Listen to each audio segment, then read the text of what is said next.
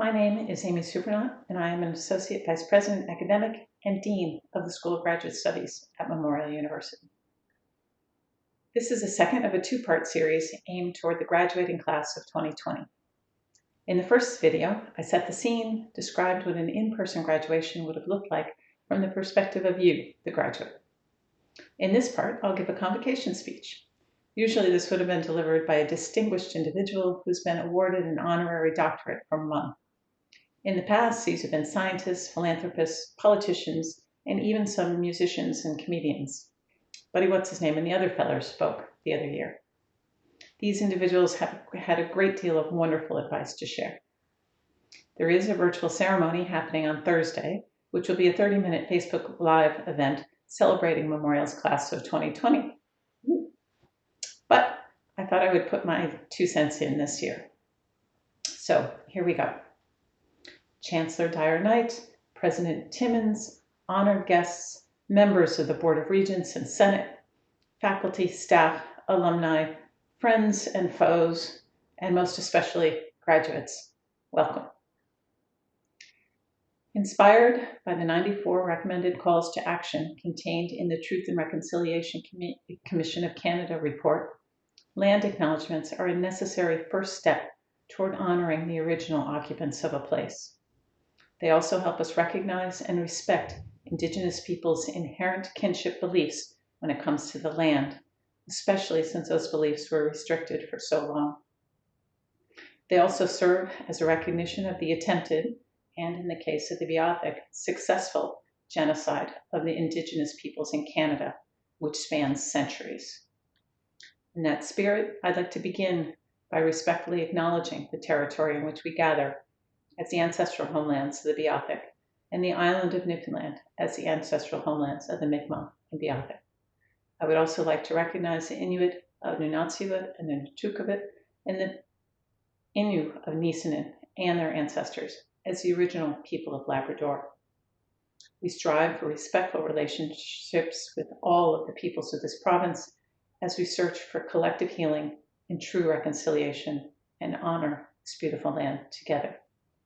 If you're not in Newfoundland and Labrador at the moment, please take a time to look up and find out about the Indigenous peoples of the land in which you're residing. It's an honor for me to be with you today to celebrate MUN's graduating class of 2020. I'd like to offer my sincere congratulations to all of the students who have fulfilled the requirements for a graduate degree at Memorial University of Newfoundland.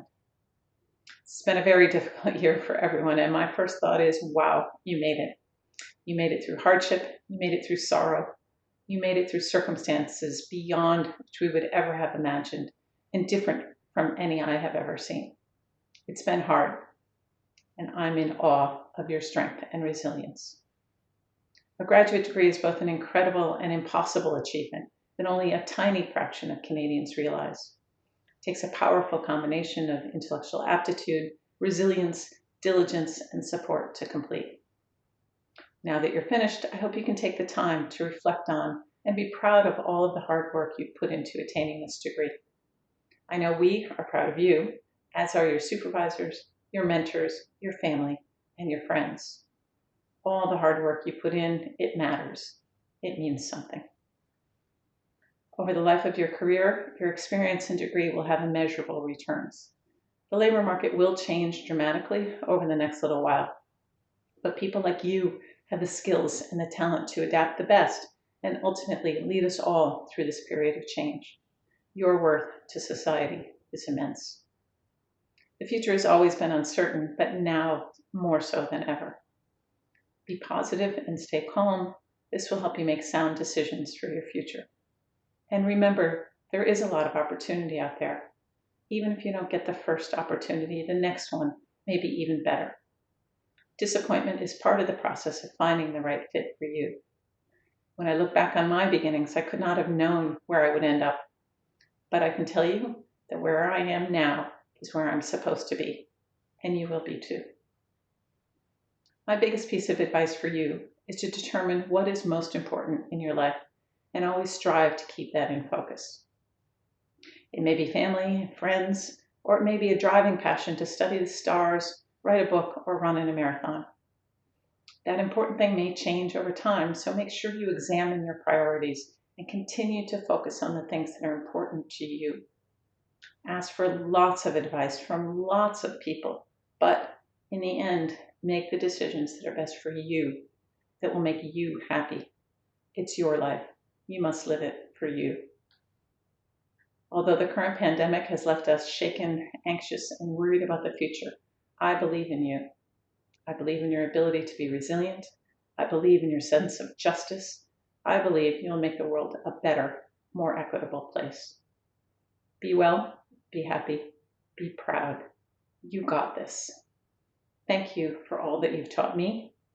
Congratulations, class of 2020, and my very best wishes for you all.